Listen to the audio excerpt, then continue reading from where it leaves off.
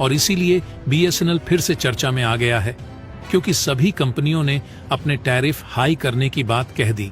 लेकिन बीएसएनएल जहां का तहां ही नजर आ रहा है। अगर वह वृद्धि करेगा भी तो उतना नहीं करेगा।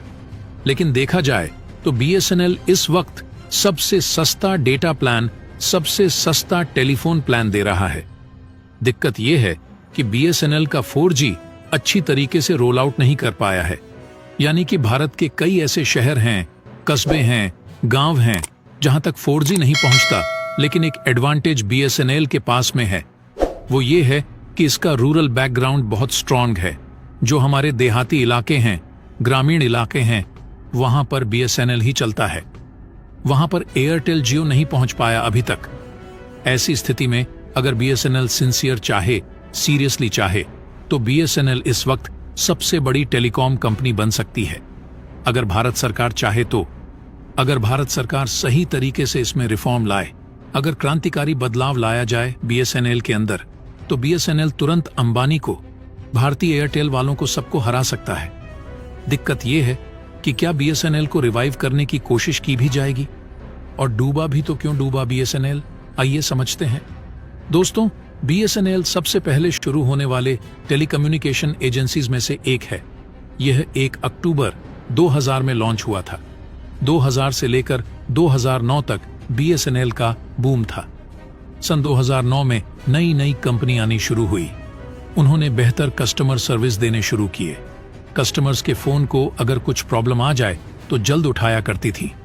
प्राइवेट कंपनियां जल्दी इंस्टॉलेशन करवाती थीं। रिपेयर का काम आता तो भी ठीक करती थी और सारा कुछ एकदम जल्दी करके देती थी, तो इसीलिए पॉपुलर होने लगी। सारी प्राइवेट कंपनी, इनकी स्पीड अच्छी थी, कॉल ड्रॉप कम होते थे। और जब 2009 के बाद इंटरनेट बूम आने लगा भारत के अंदर, उसके बाद में ये सारी कंपनियों ने अपनी स्पीड बढ़ा दी, जबकि बीएसएनएल अपनी स्पीड नहीं बढ़ा पाया था। वीडियो उसमें बफर होते ही रहते थे, गोल गोल चक्कर घूमते रहता था, वीडियो आगे नहीं बढ़ता था। अभी भी कई जगह ऐसा सिचुएशन है जहां बीएसएनएल की स्पीड बेहद स्लो है, जबकि इंडिया में 5G तक रोल आउट हो चुका है। टेक्नोलॉजी का यह लैग, यानी पुअर कस्टमर सर्विसेज, उसमें खराबी और 4G को पूरी जगह अप्लाई न कर पाना, ये सारी चीजें बताता है कि क्यों बीएसएनएल से लोग जो हैं छोड़कर जा रहे हैं। हर साल मिलियंस जो मोबाइल यूजर हैं वो बीएसएनएल से शिफ्ट होकर के एयरटेल जियो या वीआई में जा रहे हैं। और खासकर जो गांव से शहरों की तरफ आते हैं वो अपना नंबर पोर्ट कराना ज्यादा बेहतर समझते हैं। गांव में देखा जाए तो बीएसएनएल की बहुत ज्यादा अच्छी अप्रोच है, रीच है, स्पीड उतनी नहीं आती, लेकिन वहां बीएसएनएल ही काम करता है। ऐसे कई इलाके अब बीएसएनएल ने प्लान किया है कि सन 2024 तक सभी तक वह 4G स्पीड पहुंचा देगा और 2025 तक वह फायद पहुंचाने की कोशिश करेगा। अगर ऐसा होता है और इसमें खरा उतरता बीएसएनएल, तो डेफिनेटली लोग बीएसएनएल की तरफ शिफ्ट हो सकते हैं। लेकिन फिर वही बात आ जाती है, प्रॉपर स्पीड अगर नहीं दे पाया, 4G बोलने के बाद भी नहीं दे पाया, 5G बोलने के बाद भी नहीं दे पाया, कंज्यूमर्स की प्रॉब्लम को कॉल सेंटर वाले जल्दी फिक्स नहीं कर पाए, तो ऐसी स्थिति में बीएसएनएल आगे नहीं बढ़ पाएगा। लेकिन इस समय बीएसएनएल के पास गोल्डन अपॉर्चुनिटी है, जहां सारी प्राइवेट कंपनी ने अपनी प्राइस को बहुत ज्यादा बढ़ा दिया। लोगों को ज्यादा डेटा इस्तेमाल करने की आदत पड़ चुकी है, तो उन्हें ज्यादा पैसा खर्च करना पड़ेगा, यानी लोग काफी दिक्कत में हैं। तो ये लोग रोल बैक कर सकते हैं बीएसएनएल की तरफ।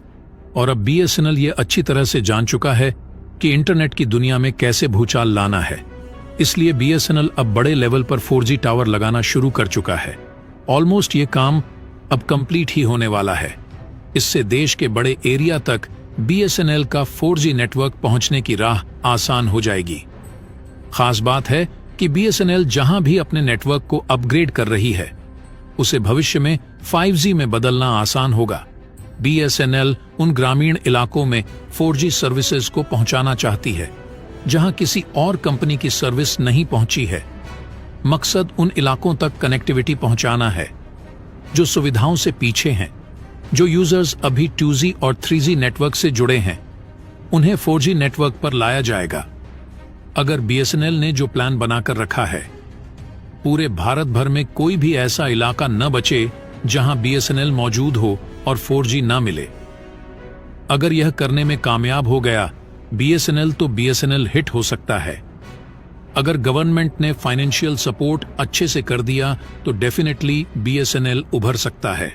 तो दोस्तों, इसके बारे में आपका क्या कहना है?